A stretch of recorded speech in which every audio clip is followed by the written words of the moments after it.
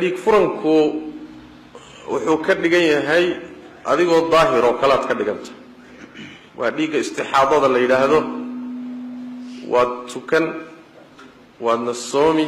haddaad nin leedahayna ninkaagii waad is arki kartaan sidii adoo daahir oo kale waay keliya waxaad samaynaysaa markaad tukanayso waad weysaysan intaad isnadiifiso ayaad weysaysanaa kadibna waad tukanaysaa salaad kastana inaad u weysaysanaysaa loo badan yahay culimada badankood qabaan waxaa kaloo kuu bannaan in aad salaadaha duhurka iyo casarka isku soo dhawayso oo intaad maalan soo dibdhigto salaada duhur markay sii dhammaanayso oo aadaanku soo dhow yahay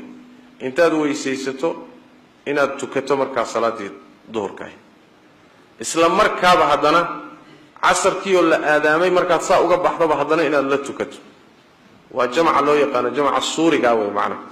waa nooc yani fududayn waaye macnaha nooc fududayn weeye marka waad cibaadaysanaysaa waadna isdaahirinaysaa intii suurtagal macnaha qabayska kuma waajibay qabayska dhiigga caadada waajibiya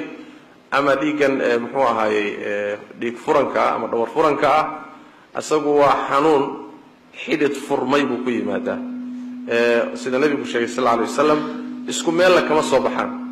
sax yani jidka ay soo marayaan waa mid laakiin meesha asalka ay ka imaanayaan isku meel ma way kala duwan yihiin